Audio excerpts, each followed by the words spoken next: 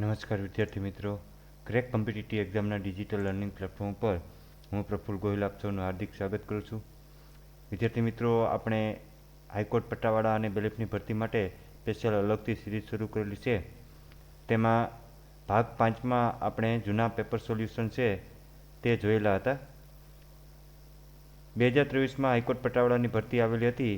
તેમાં ગુજરાત હાઈકોર્ટમાં subordinate court અને લેબર કોર્ટ એમ બંને કોર્ટ માટે અલગ અલગ ભરતી આવેલી હતી અને એક જ દિવસમાં તેના 2 પેપર લેવાયેલા હતા. તેની પરીક્ષાની તારીખ હતી 9/7/2023. તો 9/7/2023ના રોજ જે આ પરીક્ષા લેવાયેલી હતી તેમનો 50 પ્રશ્નો છે તે આપણે ભાગ 5માં જોયેલા હતા. તો હવે આગળ ભાગ 6માં આપણે બીજા અગત્યના 50 પ્રશ્નો છે તેમની ચર્ચા કરશું. આ 50 પ્રશ્નો છે તે આપણે 1 થી 50 સુધીના પ્રશ્નો છે તે ભાગ 5માં જોયેલા હતા. હવે 9/7/2023ના રોજ જે પરીક્ષા લેવાયેલ હતી તેમના બીજા 50 પ્રશ્નો છે એટલે કે 51 થી 100 સુધીના પ્રશ્નો છે તે આપણે ભાગ 6માં જોઈશું. તો શરૂ કરીએ. આગળ વધતા પહેલાં આપ મારી સાથે અલગ અલગ સોશિયલ મીડિયાના માધ્યમથી જોડાઈ શકો છો. ટેલિગ્રામ, વોટ્સઅપ, ઇન્સ્ટાગ્રામ, ટ્વિટર અને ફેસબુક પેજની લિંક આ વિડીયોના ડિસ્ક્રિપ્શનમાં આપવામાં આવેલ છે. તે લિંકની મદદથી આપ મારી સાથે અલગ અલગ સોશિયલ મીડિયાના માધ્યમથી જોડાઈ શકો છો. આ સિવાય વિદ્યાર્થી મિત્રો, આપણે પ્યુન અને બેલીફ માટે વોટ્સઅપ ઉપર અલગથી ગ્રુપ બનાવેલું છે અને આ ગ્રુપમાં ડેઇલી ક્વિઝ, પીડીએફ મટીરિયલ અને વિડીયો લેક્ચર મૂકવામાં આવે છે. તો આ ગ્રુપમાં પણ આપ જોડાઈ શકો છો. તેમની લિંક પણ વિડીયોના ડિસ્ક્રિપ્શનમાં આપવામાં આવેલી છે. તો શરૂ કરીએ. પ્રશ્ન નંબર 51. એક પરિવારમાં એક પુરુષ અને તેની પત્ની, તેના 4 દીકરાઓ અને તેમની પત્નીઓ રહે છે. દરેક દીકરાઓને 3 દીકરા અને 1 દીકરી હોય તો સમગ્ર કુટુંબમાં પુરુષ સભ્યોની સંખ્યા જણાવો. એટલે અહીંયા આપણને કીધું છે કે એક પુરુષ છે અને તેમની પત્ની છે તે તેમના 4 દીકરા અને તેમની વહુ સાથે રહે છે અને તેમના 4 દીકરા છે એ દરેક દીકરાને 3 દીકરાઓ અને 1 દીકરી છે. તો સમગ્ર કુટુંબમાં પુરુષ સભ્યોની સંખ્યા કેટલી છે તે આપણે જણાવવાની છે. તો એક તો આ પુરુષ અને તેમની પત્ની. હવે તેમને 4 દીકરાઓ છે. 4 દીકરાઓ અને તેમની 4 પુત્રવધુઓ. હવે આ જે 4 દીકરાઓ છે ને તેમને 3 દીકરાઓ અને 1 દીકરી છે. એટલે આપણે અહીંયા આ જે પુરુષ છે તેમના 4 દીકરા એટલે આ સંખ્યા થઈ 5. હવે આ 4 દીકરા છે તો અહીંયા આપણે 1, 2, 3 અને 4. તો આ 4 દીકરા છે એને 3 દીકરા 1 દીકરી, આને પણ 3 દીકરા અને 1 દીકરી, અને આ 4 નંબર છે એને 3 દીકરા અને 1 દીકરી. તો અહીંયા જો આ 1 પુરુષ, એમના 4 દીકરા એટલે સંખ્યા થઈ 5. 5 ને 3 8, 8 ને 3 11, 11 ને 3 14, 14 ને 3 17. એટલે કુટુંબમાં પુરુષ સભ્યોની સંખ્યા થાય 17. એટલે આપણો જવાબ થશે ઓપ્શન ડી. ત્યાર પછીનો પ્રશ્ન છે, ધારો કે આજે શુક્રવાર છે તો પછીના રવિવાર પછી 25મા દિવસે કયો વાર હશે? તો આજે શુક્રવાર છે. શુક્રવાર પછી શનિ અને રવિ એટલે રવિવાર આવે અને ત્યાર પછીના 25 દિવસો એટલે રવિવાર પછી 25 દિવસો. તો શુક્રવાર પછી શનિ અને રવિ એટલે 2. એટલે કુલ શુક્રવાર પછી જે 27મો દિવસ છે તો 27મા દિવસે કયો વાર આવે? તો 27મા દિવસે જો શુક્રવારથી શરૂઆત કરી તો એના પછીના 7 દિવસે પાછો શુક્રવાર આવે. પછી 7 દુ 14માં પાછો શુક્રવાર આવે. 7 તેરી 21માં પાછો શુક્રવાર આવે અને 7 ચોક 28 પાછો શુક્રવાર આવે. પણ આપણે કેટલા દિવસો લેવાના છે? 27. તો 28મા દિવસે શુક્રવાર તો એમાંથી એક બાદ કરીએ તો શું આવે? ગુરુવાર. એટલે આપણો જવાબ થશે ઓપ્શન એ. પ્રશ્ન નંબર 53. એક સિરીઝ આપેલી છે 3, 5, 7, 11, 13 અને 17. પછી હવે કઈ સંખ્યા આવશે તે આપણે જણાવવાનું છે. તો વિદ્યાર્થી મિત્રો, ખૂબ જ ઇઝી સિરીઝ છે. અહીંયા બધી સંખ્યાઓ છે તે અવિભાજ્ય સંખ્યાઓ છે. 3 અવિભાજ્ય સંખ્યા છે, 5 અવિભાજ્ય સંખ્યા છે, 7 અવિભાજ્ય સંખ્યા છે, 11 અવિભાજ્ય સંખ્યા છે, ક્રમશઃ અવિભાજ્ય સંખ્યાઓ છે તે આવે છે. અહીં જો 14 અને 15 છે તે બંને વિભાજ્ય સંખ્યાઓ છે એટલે તે લીધેલી છે. ત્યાર પછીની સંખ્યા છે 17. 17 અવિભાજ્ય સંખ્યા છે. તો હવે પછીની અવિભાજ્ય સંખ્યા કઈ આવશે? 19. એટલે આપણો જવાબ થશે ઓપ્શન એ. પ્રશ્ન નંબર 54. જો દિલ્હી બરાબર 73,541 અને કલકત્તા બરાબર 82589662 હોય તો કાલિકટ બરાબર કેટલા થાય? તો અહીંયા જે દિલ્હી છે ને એના માટે નંબરમાં કોડ આપી દીધેલો છે. તેવી જ રીતના અહીંયા કલકત્તા છે તેને પણ સંખ્યામાં દર્શાવી દીધેલા છે. તો હવે અહીંથી આપણે નક્કી કરવાનું છે જો કે કયા શબ્દ માટે કયો અંક વાપરવામાં આવેલો છે. જે કોમન શબ્દ હોય તે આપણે જોવાનો છે. જો અહીંયા દિલ્હીમાં એલ અને કલકત્તામાં એલ. તો અહીંયા ત્રીજો શબ્દ છે એલ. તો ત્રીજા શબ્દ એલ માટે કયો શબ્દ વાપરેલો છે? 5. તેવી જ રીતે અહીંયા ત્રીજો શબ્દ છે એલ. તો એના માટે કયો વાપરેલો છે? 5. એનો મતલબ એવો કે જે આલ્ફાબેટ આપેલો છે તેના માટે નંબર આપી દીધેલો છે. તો અહીંયા એવી જ રીતના આપણે ગણતરી કરીએ તો સી માટે કયો શબ્દ વાપરેલો છે? સી માટે 8. એ માટે કયો વાપરેલો છે? 2. કારણ કે જો અહીંયા છેલ્લે એ છે ને એના માટે પણ છેલ્લે 2 વાપરેલો છે. તો એની ઉપરથી આપણે નક્કી કરી શકીએ છીએ. તો અહીંયા સી માટે શું આવશે? તો સી માટે આવશે 8. એ માટે શું આવશે? તો એ માટે આવશે 2. એલ માટે શું આવશે? એલ માટે આવશે 5. તો 825 જે શરૂઆત થતી હોય તો તે એક જ છે સી ઓપ્શન. એટલે આપણો જવાબ થશે ઓપ્શન સી. એટલે ખૂબ જ ઇઝી છે. કોડિંગ ડીકોડિંગ છે તેમનો પ્રશ્ન હતો. ત્યાર પછીનો પ્રશ્ન છે 55. તે પણ કોડિંગ ડીકોડિંગનો પ્રશ્ન છે. અહીંયા છે ને જો LINK બરાબર KILN અર્થ હોય તો PINK નો અર્થ શું થાય? તો અહીંયા જુઓ એલ છે તે પહેલા નંબરે છે તેને કેટલા નંબરે લીધેલો છે? ત્રીજા નંબરે લીધેલો છે. આઈ બીજા નંબરે છે તો બીજા નંબરે જ રાખેલો છે. તો અહીંયા જે પી છે પહેલા નંબરે છે એને કેટલા નંબરે લેવાનો છે? ત્રીજા નંબરે લેવાનો છે. આઈ છે વચ્ચે એને એમને એમ રાખવાનો છે. હવે જુઓ અહીંયા કે છે ને સૌથી છેલ્લે હતો ને સૌથી પહેલાં લીધેલો હતો. તો અહીંયા શું આવશે? અહીંયા કે. તો આપણે હવે મળી ગયું KIP. તો KIP ઓપ્શન હોય તેવો એક જ છે ઓપ્શન સી. KIPN. આપણો જવાબ થશે KIPN. હવે જો એન છે ને અહીંયા બીજા નંબરે છે એને છેલ્લે લીધેલો છે તો અહીંયા બીજા નંબરે છે તો અહીંયા કયા નંબરે આવ્યો? છેલ્લા નંબરે આવ્યો. તો આવી રીતે જે આલ્ફાબેટ છે તેમને આડાવડા ગોઠવી અને પ્રશ્ન બનાવેલો છે. ત્યાર પછીનો પ્રશ્ન છે 56 નંબર.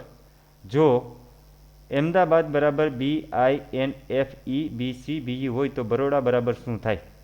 તો અહીં વિદ્યાર્થી મિત્રો ખૂબ જ ઇઝી છે. અહીં જે આલ્ફાબેટ આપેલો છે ને તેના પછીનો આલ્ફાબેટ છે તે જવાબમાં લીધેલો છે. અહીંયા એ છે તો એ પછીનો આલ્ફાબેટ શું આવે? બી. એ જ પછીનો આલ્ફાબેટ શું આવે? આઈ. એમ પછી શું આવે? એન. તો એવી રીતના આપણે પણ અહીંયા જે આલ્ફાબેટ આપેલો છે તેના પછીનો આલ્ફાબેટ લેવાનો છે. બી બરાબર સી. એ પછી શું આવે? બી. આર પછી એસ. ઓ પછી ક્યુ.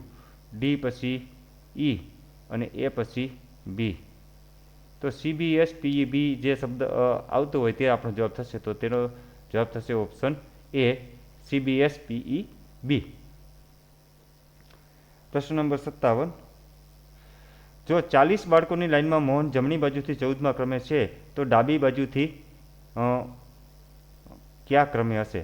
તો અહીંયા એક લાઇન છે તે લાઇનમાં કુલ 40 બાળકો છે. તો એમાં જમણી બાજુથી તેમનો ક્રમ કેટલામાં છે? 14મો ક્રમ છે.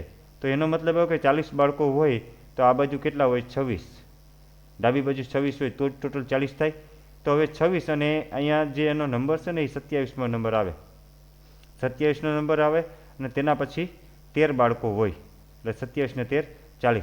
એટલે એનો કેટલામો નંબર હોય ડાબી બાજુથી? તો ડાબી બાજુથી નંબર હોય 27મો. એટલે આપણો જવાબ થશે ઓપ્શન બી. ત્યાર પછીનો પ્રશ્ન છે પ્રશ્ન નંબર 58. ખૂબ જ ઈજી પ્રશ્ન આપેલો છે. 9 + 8 + 7 - 10 બરાબર કેટલા થાય? તો સરવાળો કરવાનો છે. અહીંયા ખાસ ધ્યાન રાખજો, ભાગુ સભાનો નિયમ છે તે આપણે લાગુ પાડવાનો છે.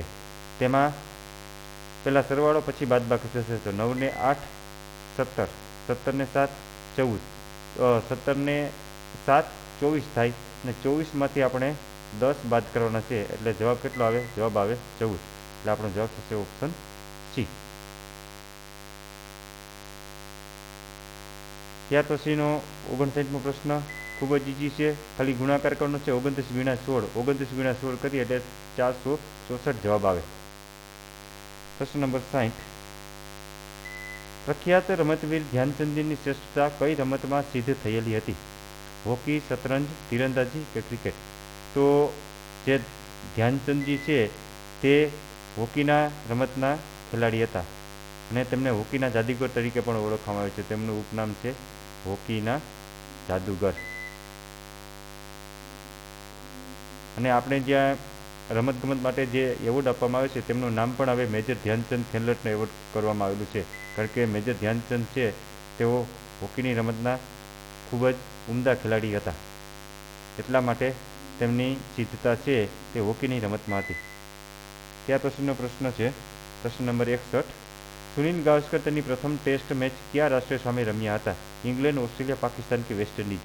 તો સુનિલ ગાવસ્કર છે તેમની પ્રથમ મેચ વેસ્ટ ઇન્ડિઝ સામે રમ્યા હતા. એટલે આપણો જવાબ થશે ઓપ્શન ડી. પ્રશ્ન નંબર 62. આમાં કોણ જુદું પડે છે? તો 4 શબ્દો આપેલા છે. 4 શબ્દોમાંથી જુદો પડતો શબ્દ છે તે આપણે અલગ પાડવાનો છે. Centre forward, wicket keeper, penalty અને ગોલકીપર.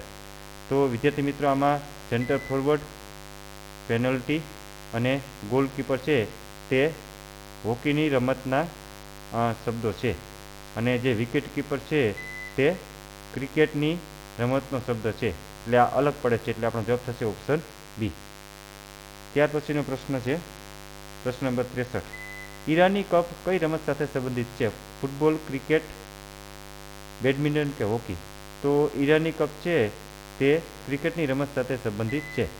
એટલે જે અલગ અલગ ટ્રોફી રમાતી હોય છે તે કઈ રમત સાથે સંબંધિત છે તેના નામ પણ ક્યારેક પરીક્ષામાં પૂછાશે. જેવી રીતના આપણે ત્યાં રણજી ટ્રોફી છે તે ક્રિકેટ માટે છે, સૈયદ મુશ્તાક અલી ટુર્નામેન્ટ છે તે ક્રિકેટ માટે છે, તો સંતોષ ટ્રોફી છે તે ફૂટબોલ માટે છે, ડુરન કપ છે તે ફૂટબોલ માટે છે. તો આવી જે કપ છે તે કઈ રમત માટે ખેલાતા હોય છે તેમનો પ્રશ્નો પણ ક્યારેક પરીક્ષામાં પૂછી લેતા હોય છે. ત્યાર પછીનો પ્રશ્ન છે પ્રશ્ન નંબર 64. રાજ્યવર્ધનસિંહ રાઠોડ કઈ રમત સાથે સંબંધિત છે? રાઇફલ શૂટિંગ, ફૂટબોલ, કબડ્ડી કે ક્રિકેટ? તો રાજ્યવર્ધનસિંહ રાઠોડ છે તે રાઇફલ શૂટિંગની રમત સાથે સંકળાયેલ છે અને તેમણે ઓલિમ્પિકમાં મેડલ પણ મેળવેલો હતો. એટલે આપણો જવાબ થશે ઓપ્શન એ. ત્યાર પછીનો છે પ્રશ્ન નંબર 65. કઈ રમત ઘોડા પર બેસીને રમાય છે? રગ્બી, બેઝબોલ, પોલો કે બિલિયર્ડ? તો પોલોની રમત છે તે ઘોડા ઉપર બેસીને રમાય છે. એટલે આપણો જવાબ થશે ઓપ્શન સી. ત્યાર પછીનો પ્રશ્ન છે પ્રશ્ન નંબર 66. ગ્રાન્ડ માસ્ટરની ઉપાધિ કઈ રમતમાં આપવામાં આવે છે? ગોલ્ફ, ટેબલ ટેનિસ, શતરંજ કે બેઝબોલ? તો ગ્રાન્ડ માસ્ટરની ઉપાધિ છે તે શતરંજની રમતમાં આપવામાં આવે છે. એટલે આપણો જવાબ થશે ઓપ્શન સી. આપણા પ્રથમ ગ્રાન્ડ માસ્ટર હતા વિશ્વનાથન આનંદ. ભારતના સૌપ્રથમ ગ્રાન્ડ માસ્ટર હતા વિશ્વનાથન આનંદ. ત્યાર પછીનો પ્રશ્ન છે પ્રશ્ન નંબર 67. વિશ્વ પર્યાવરણ દિવસ ક્યારે ઉજવવામાં આવે છે? તો વિશ્વ પર્યાવરણ દિવસ છે તે 5મી જૂનના રોજ ઉજવવામાં આવે છે. એટલે આપણો જવાબ થશે ઓપ્શન એ. ત્યાર પછીનો પ્રશ્ન છે પ્રશ્ન નંબર 68. 2024માં સમર ઓલિમ્પિક કયા દેશમાં યોજાશે? તો 2024નો સમર ઓલિમ્પિક છે તે ફ્રાન્સમાં પેરિસ શહેરમાં યોજાશે. એટલે આપણો જવાબ થશે ઓપ્શન બી. વિદ્યાર્થી મિત્રો આ 2023માં જ્યારે પ્રશ્ન પૂછાયેલો હતો. અત્યારે આપણે 2024માં તૈયારી કરી રહ્યા છીએ. અત્યારે હું વિડીયો રેકોર્ડ કરી રહ્યો છે 12 ઓગસ્ટ 2024ના રોજ. તો ઓલિમ્પિક 2024 છે તે ખતમ પણ થઈ ગયેલો છે. ભારતે કુલ 6 મેડલ મેળવેલા છે અને આ ઓલિમ્પિક છે તે ફ્રાન્સના પેરિસ શહેરમાં યોજાયેલો હતો. હવે પછી 2028માં લોસ એન્જલસમાં ઓલિમ્પિક યોજવાનો છે. પ્રશ્ન નંબર 69. કયા પ્રથમ ભારતીય ખેલાડીએ ઓલિમ્પિકમાં બેડમિન્ટનમાં ગોલ્ડ મેડલ જીતેલ છે? તો બેડમિન્ટનમાં સૌપ્રથમ ગોલ્ડ મેડલ જીતેલો હોય તેવા ખેલાડીનું નામ છે સાયના નહેવાલ, એટલે આપણો જવાબ થશે ઓપ્શન એ. વિદ્યાર્થી મિત્રો, જે આગળનો પ્રશ્ન હતો 2024માં સમર ઓલિમ્પિક કયા દેશમાં યોજાશે? તો આ 2024નો ઓલિમ્પિક છે તે ફ્રાન્સમાં યોજાયેલો હતો. આ ઓલિમ્પિકની ડિટેલમાં માહિતી છે તેનો વિડીયો લેક્ચર હવે થોડા જ દિવસોમાં આપણી યુટ્યુબ ચેનલ ઉપર અપલોડ કરી દેવામાં આવશે. તેમાં 2024ના સમર ઓલિમ્પિક છે તેમની ડિટેલમાં આપણે ચર્ચા કરશું. પ્રશ્ન નંબર 70, ડુરાન્ડ કપ કઈ રમત સાથે સંકળાયેલ છે? તો ડુરાન્ડ કપ છે તે ફૂટબોલ સાથે સંકળાયેલ છે, એટલે આપણો જવાબ થશે ઓપ્શન સી. પ્રશ્ન નંબર 71, નરેન્દ્ર મોદી સ્ટેડિયમ કયા શહેરમાં આવેલું છે? જો અહીં પ્રખ્યાત સ્ટેડિયમ છે ને તે કયા શહેરમાં આવેલા છે તે શહેરનું નામ પૂછેલું છે. નરેન્દ્ર મોદી સ્ટેડિયમ છે તે અમદાવાદ ખાતે આવેલું છે, એટલે આપણો જવાબ થશે option A. Option D Ahmedabad. આ સિવાય મુંબઈ છે તો મુંબઈ ખાતે વાનખેડે સ્ટેડિયમ આપેલું છે.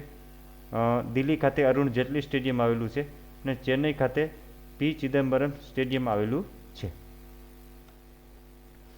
પ્રશ્ન નંબર 72, T20 વર્લ્ડ કપ જીતનાર પ્રથમ દેશ કયો?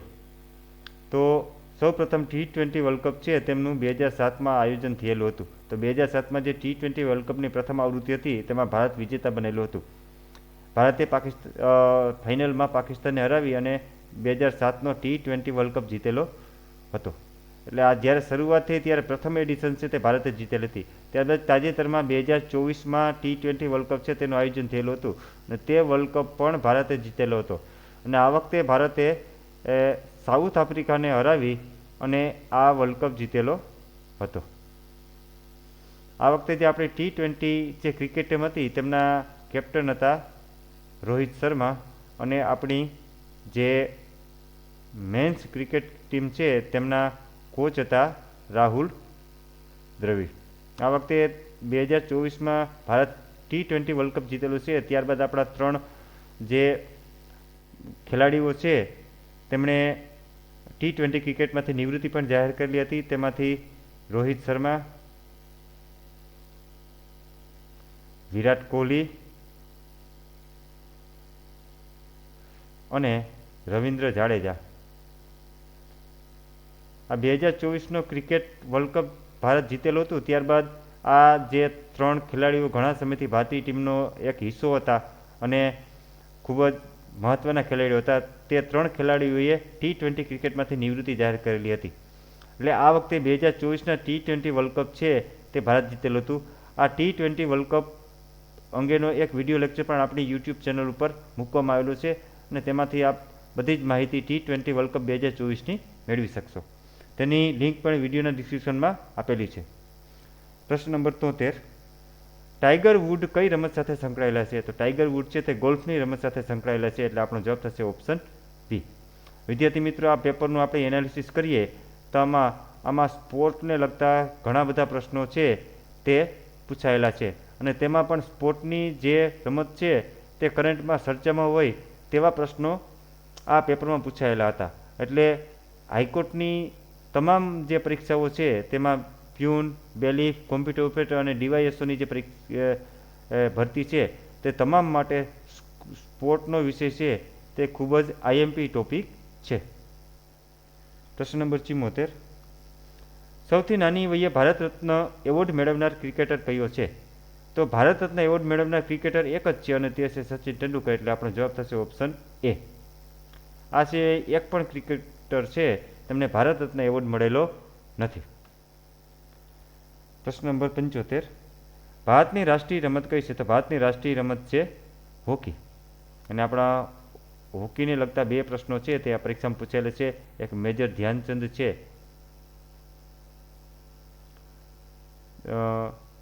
તેમના વિશે પણ પ્રશ્ન પૂછાયેલો હતો. એટલે હોકી વિશે 2 પ્રશ્નો પૂછાયેલા છે. પ્રશ્ન નંબર 76, ભારતમાં રમતવીરને અપાતો સર્વોચ્ચ એવોર્ડ કયો છે? તો ભારતમાં રમતવીરને અપાતો સર્વોચ્ચ એવોર્ડ છે તે ખેલ રત્ન એવોર્ડ છે, એટલે આપણો જવાબ થશે ઓપ્શન એ. આ ખેલ રત્ન એવોર્ડ છે તેમનું પહેલા નામ હતું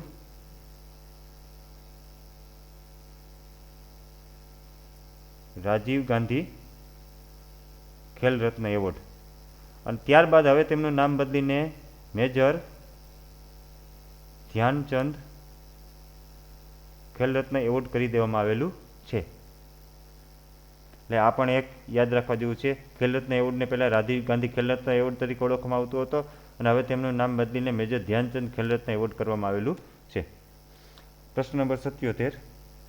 પ્રસિદ્ધ ક્રિકેટર જેની સાથે અભિનેત્રી અનુષ્કા શર્માએ લગ્ન કરેલ છે તેમનું નામ શું છે? આ ખૂબ જ ઇઝી પ્રશ્ન છે. તે પૂછાયેલો હતો. અનુષ્કા શર્મા સાથે વિરાટ કોહલીએ લગ્ન કરેલા છે. પ્રશ્ન નંબર 78.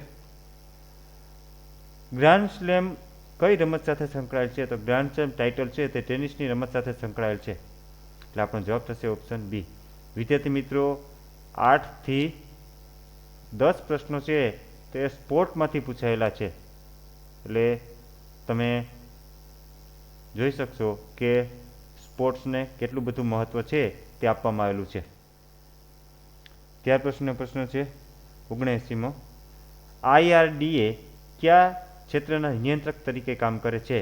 તો IRDA છે તે વિમાન ક્ષેત્રના નિયંત્રણ માટે કામ કરે છે. આ IRDA છે તેમનું ફૂલ ફોર્મ થાય છે ઇન્સ્યોરન્સ રેગ્યુલેટરી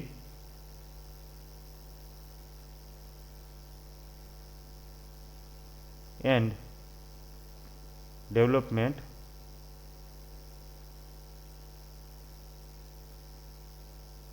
ઓથોરિટી.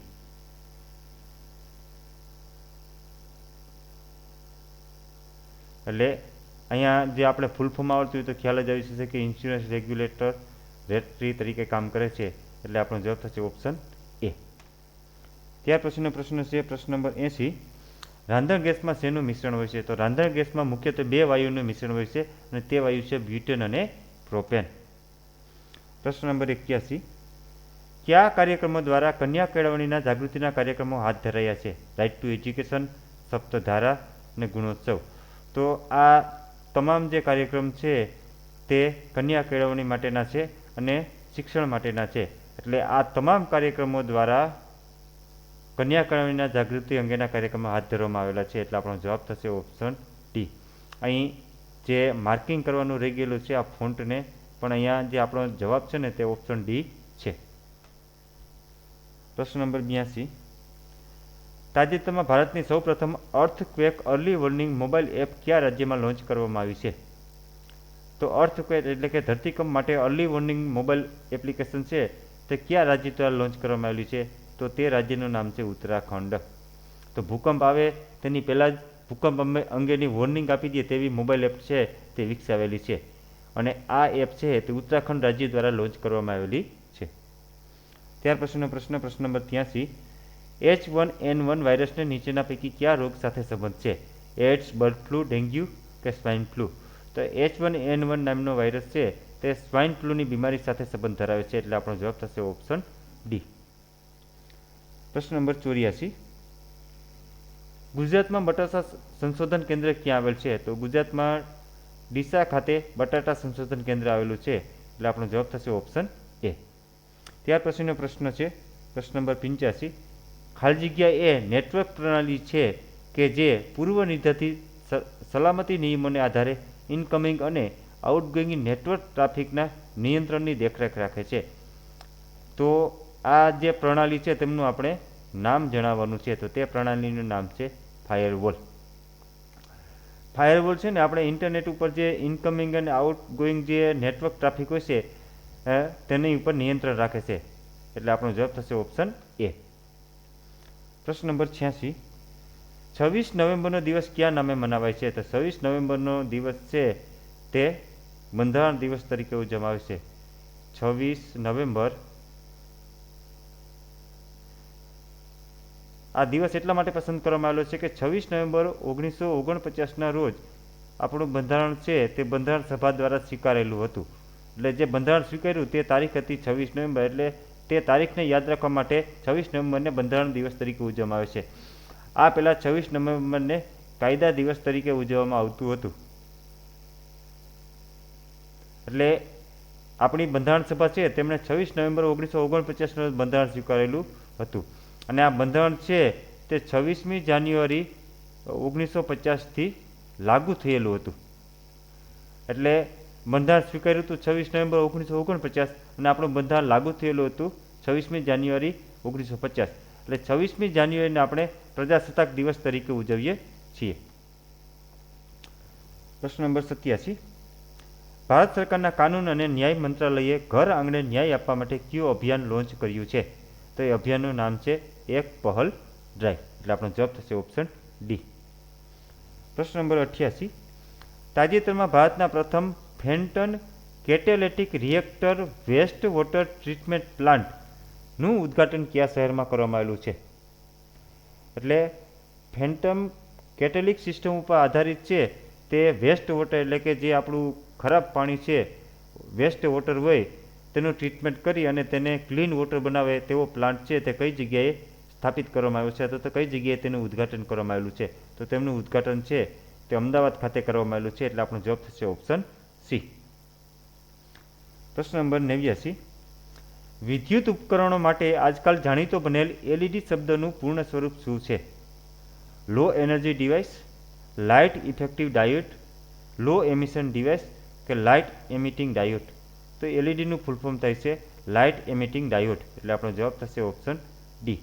આ રોજબરોજ આપણે એલઈડી શબ્દ છે તેમનો પ્રયોગ કરતા હોઈએ છીએ, પરંતુ તેનું ફૂલ ફોર્મ આપણને ખબર હોતું નથી.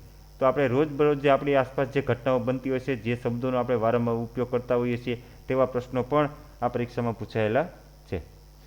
પ્રશ્ન નંબર 90. હાલના નામદાર સુપ્રીમ કોર્ટના મુખ્ય ન્યાયાધીશ કોણ છે?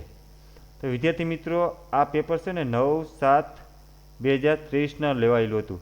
તો જે 2023માં જુલાઈ મહિનામાં આપણા સુપ્રીમ કોર્ટના મુખ્ય ન્યાયાધીશ હતા ન્યાયાધીશ શ્રી ડી.વાય. ચંદ્રચૂડ. અને હાલમાં પણ 2024માં પણ તેઓ જ આપણા સુપ્રીમ કોર્ટના મુખ્ય ન્યાયાધીશ છે.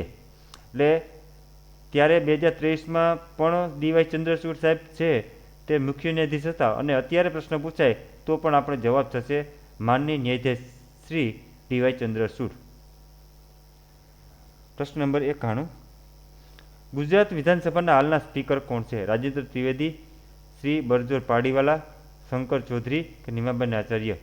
તો ગુજરાત વિધાનસભાના સ્પીકર છે તે શંકર ચૌધરી છે. પ્રશ્ન નંબર 92. હાલના ચીફ ઓફ આર્મી સ્ટાફ કોણ છે? એટલે 2023માં જ્યારે પ્રશ્ન પૂછાયેલો હતો ત્યારે ચીફ ઓફ આર્મી સ્ટાફ કોણ છે? તો ચીફ ઓફ આર્મી સ્ટાફ છે જનરલ મનોજ પાંડે. 2023માં તેઓ હતા. હવે આપણે ત્યાં આર્મી, નેવી અને એરફોર્સ આ ત્રણ જે આર્મ ફોર્સિસ છે તેમના અલગ અલગ હેડ હોય છે અને તેની ઉપર ડિફેન્સ સ્ટાફના હેડ પણ હોય છે, જેને CDS તરીકે ઓળખવામાં આવે છે, ચીફ ઓફ ડિફેન્સ સ્ટાફ. આપણા પહેલા CDS છે તે બિપિન રાવત હતા. પ્રશ્ન નંબર 93. ભારતીય સરહદની રક્ષા કરનાર પેરામિલિટરી ફોર્સ. તો ભારતીય સરહદની રક્ષા કરવા માટે જે પેરામિલિટરી ફોર્સનું ગઠન કરવામાં આવેલું છે તેમનું નામ અહીં પૂછેલું છે. તો તેમનું નામ છે BSF. તેમને ફૂલ ફોર્મ થાય છે બોર્ડર સિક્યુરિટી ફોર્સ. એટલે આપણો જવાબ થશે ઓપ્શન સી. ત્યાર પછીનો પ્રશ્ન નંબર 14. હાલમાં ગુજરાતના કાયદા મંત્રી કોણ છે? તો હાલમાં ગુજરાતના કાયદા મંત્રી છે ઋષિકેશ પટેલ. પ્રશ્ન નંબર 95. ભારતની સૌ પ્રથમ અંડરગ્રાઉન્ડ મેટ્રો રેલ પ્રાપ્ત કરનાર શહેર કયું છે?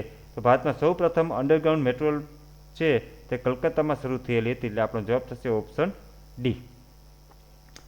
પ્રશ્ન નંબર 96. મુંબઈ અને દિલ્હીને જોડનાર હાઈવે પ્રોજેક્ટનું નામ શું છે? તો મુંબઈ અને દિલ્હીને જોડનાર હાઈવે પ્રોજેક્ટ છે તેમનું નામ છે DMCI અને તેમનું ફૂલ ફોર્મ થાય છે દિલ્હી મુંબઈ ઇન્ડસ્ટ્રીયલ કોરિડોર.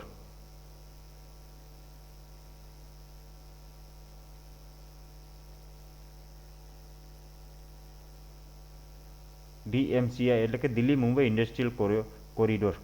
તો મુંબઈ અને દિલ્હી વચ્ચે જે હાઈવે પ્રોજેક્ટ છે તેમને DMCI એટલે કે દિલ્હી મુંબઈ ઇન્ડસ્ટ્રીયલ કોરિડોર એવું નામ આપવામાં આવેલું છે. પ્રશ્ન નંબર 97. ભારતની પ્રથમ બુલેટ ટ્રેન પ્રોજેક્ટ અમલમાં મૂકવા કઈ ભારતીય કંપનીની સ્થાપના કરવામાં આવેલી છે? તો ભારતમાં જે બુલેટ ટ્રેન છે તે અમદાવાદથી મુંબઈ વચ્ચે શરૂ થવાની છે. તો આ બુલેટ ટ્રેન પ્રોજેક્ટ માટે ભારત સરકાર દ્વારા એક કંપનીની સ્થાપના કરવામાં આવેલી છે અને તેમનું નામ છે NSSRCL. તો એનું ફૂલ ફોર્મ થશે national high speed rail corporation limited. National high speed rail corporation limited. વિદ્યાર્થી મિત્રો આ નોંધી રાખશો, નેશનલ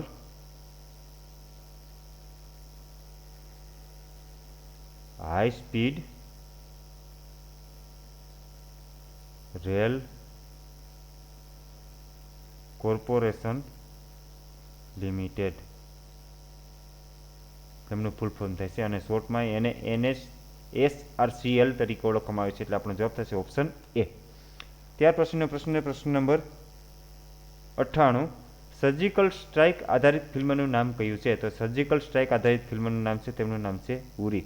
વિદ્યાર્થી મિત્રો, આપણે જે આપણો એક પાયલોટ છે, સર્જિકલ સ્ટ્રાઇક વખતે પાકિસ્તાન ઓક્યુપાઈડ કાશ્મીર છે ત્યાં ઉતરી ગયેલા હતા અને અભિનંદન તેમનું નામ છે, અભિનંદન. તો તેને પાકિસ્તાન સરકારે ભારતને પરત સોંપેલો હતો અને આ સર્જિકલ સ્ટ્રાઇક છે એ ખૂબ જ મોટી ઘટના હતી અને આ સર્જિકલ સ્ટ્રાઇક ઉપર એક ફિલ્મ બનેલી હતી અને તેમનું નામ છે ઉરી. આ સર્જિકલ સ્ટ્રાઇક છે તે ભારતના એરફોર્સ દ્વારા હાથ ધરવામાં આવેલી હતી અને એરફોર્સ દ્વારા જે પાકિસ્તાન ઓક્યુપાઈડ કાશ્મીર છે ત્યાં જે આતંકવાદી કેમ્પ છે તેની ઉપર સર્જિકલ સ્ટ્રાઇક દ્વારા એર સ્ટ્રાઇક કરવામાં આવેલી હતી અને આતંકવાદી કેમ્પ છે તેમની ઉપર બોમ્બમારો કરવામાં આવેલો હતો. ત્યાર પછીનો પ્રશ્ન છે પ્રશ્ન નંબર 99.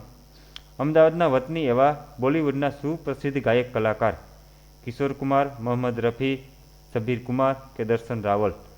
તો અમદાવાદના વતની છે અને બોલિવૂડના સુપ્રસિદ્ધ ગાયક કલાકાર છે, તેમનું નામ છે દર્શન રાવલ. એટલે આપણો જવાબ થશે ઓપ્શન ડી. લાસ્ટ પ્રશ્ન નંબર 100. તાજેતરમાં ગુજરાતમાં વિનાશ નોતરનાર વાવાઝોડાનું નામ શું છે? ખૂબ જ ચર્ચામાં રહેલો આ વિષય હતો. વાવાઝોડું પણ ગુજરાતમાં સૌરાષ્ટ્ર, એમાં ખાસ કરીને દેવભૂમિ દ્વારકા જિલ્લો, જામનગર અને કચ્છ જિલ્લામાં આ વાવાઝોડાની અસર થયેલી હતી. તો તેમનું નામ હતું બિપરજોય. એટલે આપણો જવાબ થશે ઓપ્શન બી. તો વિદ્યાર્થી મિત્રો, આ ભાગ 6માં આપણે હાઈકોર્ટ પટાવાળાની જે 2023માં પરીક્ષા લેવાયેલી હતી તે પરીક્ષાના 50 પ્રશ્નો છે તે આપણે પસંદ કરેલા હતા. આ બધા જ પ્રશ્નોની આપણે ડિટેલમાં ચર્ચા કરેલી છે. તો આશા રાખું છું આપ સૌને આ વિડીયો પસંદ આવેલો હશે.